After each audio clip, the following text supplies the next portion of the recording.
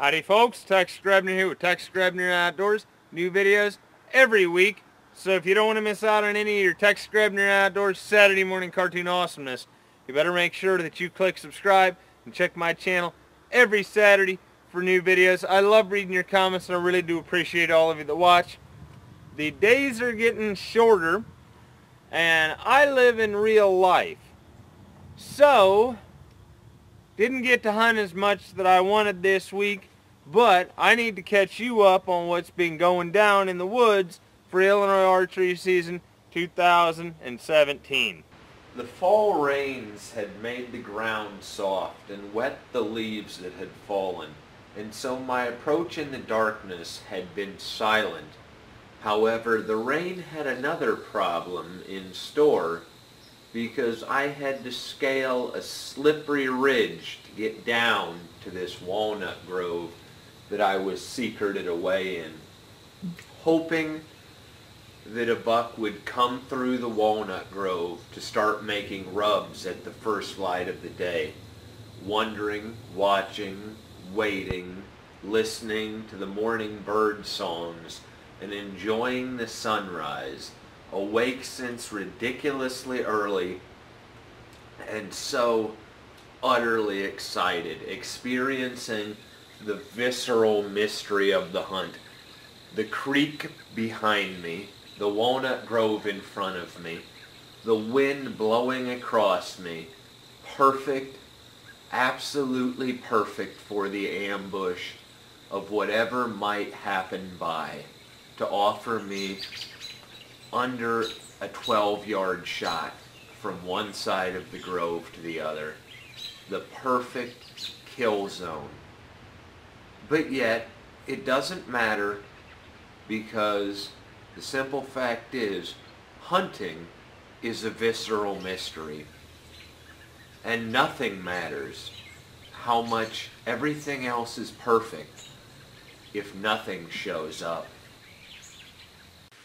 It was one of those gray, windy fall evenings.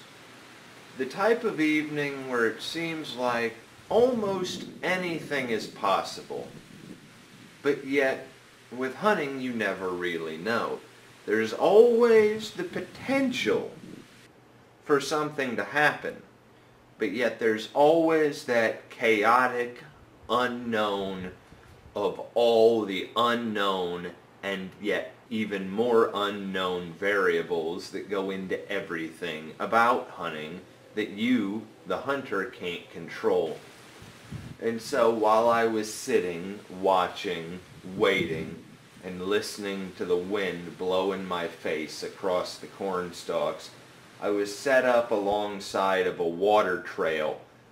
Behind me was a bluff, and in front of the bluff, directly behind me, there was a woodpile, and so I was secreted away in a little alcove alongside of a deer path down the bluff. Now it was a wet, chilly wind that was in my face, so I didn't really expect anything to be traveling down the water trail that I had found.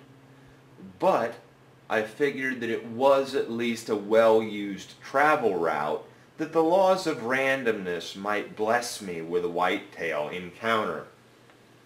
But while I was sitting there watching, waiting, listening, I decided in my mind that I was having a conversation with myself and somewhat ranting, because we all love watching hunting shows. Everybody loves watching hunting shows. But you see, the trouble is, a lot of successful hunters are unwilling to actually put in the effort to take a camera into the woods with them. Not only because it is extra work to actually learn how to film and learn how to edit and learn how to tell a story through voiceover, because without editing and without voiceover, it's nothing but moving pictures with absolutely no context, and the real tree whisper is complete bullshit. But while there is the extra work of filming, most hunters are completely unwilling to film because while they are successful, they are afraid that the act of filming will jeopardize their success. So while everybody loves to watch hunting shows, very few people independently are willing to take the risk of jeopardizing their success in order to tell a hunting story. But as the magic hour came on, everything was so absolutely perfect. The wind had calmed down and anything was possible. My neck and shoulders ached from being clenched with anticipation of action, ready and waiting for a buck to take this trail, or even a doe, never knowing and always wondering about the visceral mystery of the hunt.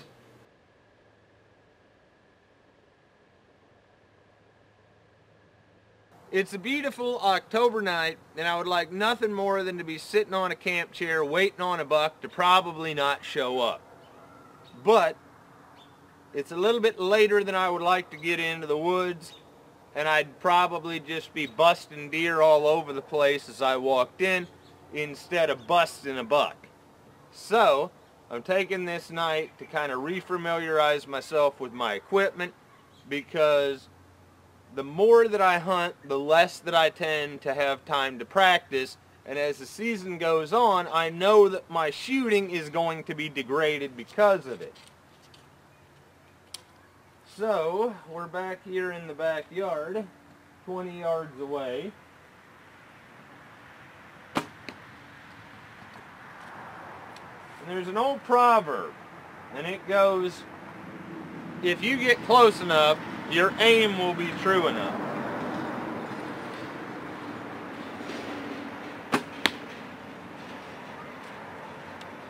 And to be quite honest with you, I want them where I can't miss.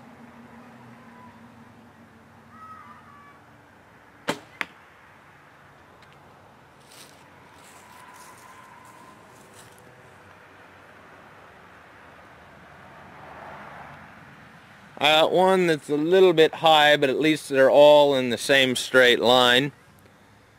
So that's at least confidence inspiring, because I don't want to be taking shots in the field that I'm not confident in.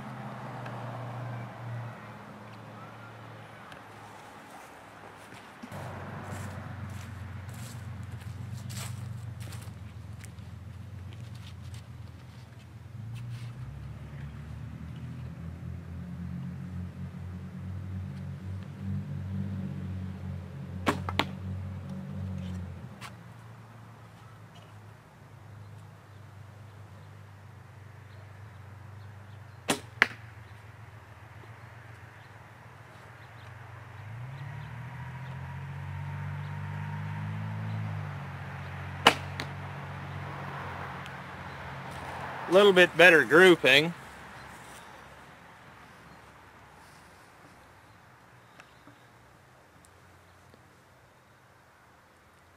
I tend to really hug that front shoulder just because I do not want to get into the guts.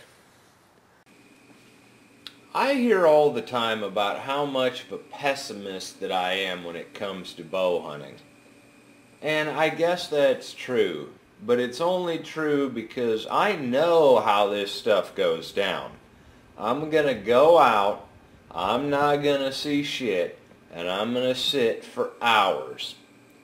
But even knowing that, I had decided that I was gonna go hunting after I got done with chores. And so I climbed into my cattail blind that I'd put next to the gap in the fence. And it had been windy literally all day. It had just been blowing its guts out. But I knew that near dusk it would probably get real calm. And while the wind was not necessarily ideal, it did get calm about the time that I got really excited because I saw 3 does working their way across the top of the hill. I didn't bother screwing around trying to get the camera on them before they disappeared into the weeds. I just hoped that they might circle back around and come to the gap in the fence, and I might be able to get a shot at them. But I went from super bored to super excited in the blink of one whitetail's eye. But you never truly know until you've been there and experienced it. And every day is the same, but every day is just a little bit different. And I was at least encouraged by the fact that I had seen a deer. But I was even more confused because the high-stakes game of whack-a-mole continues. They had taken a trail that I happened to not be waiting an ambush on. You see, I'm telling the truth when I say that it's like a high-stakes game of whack-a-mole. 'Cause those does walked right past the spot that I've got a camp stool next to that I just happened to not be sitting on that night. The slow descent into madness continues. Now, I know how deer hunting is apparently supposed to work. I also know that my life has never worked like that. So, I hope you guys will stick with me. I didn't get time to hunt nearly as much as I would like to this week with helping the harvest come in. Then again, I probably get to hunt more than anybody's actually got a right to, and you would think there was as much time in the woods that I would run into something dumb enough to walk in front of me. But life ain't like the pornos, and hunting ain't like the TV shows.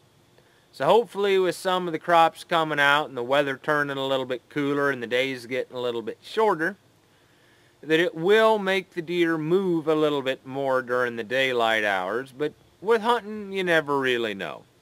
That's just the way that my life works. While it is dangerous to release too much of my awesomeness all at once, sometimes I wish that I wasn't so damned entertaining. Because if I wasn't so damned entertaining, the wee folk and wood spirits probably wouldn't enjoy me suffering nearly as much, and they might take pity on me. But the trouble is, I'm so damn charismatic, I'm more entertaining to watch suffer. So I hope you guys enjoyed watching. Stay tuned for next week's episode. Maybe this year I'll break my whitetail curse. But if I don't, I'm still going to keep hunting, because I do it for the thrill of the chase. As always, God bless all my sportsmen of America. Join the NRA to protect our rights. Please check out my friends over at SOETacticalgear.com. Thank you very much to those of you involved in law enforcement and those of you serving in the military. And thanks for watching Tex Grebner Outdoors.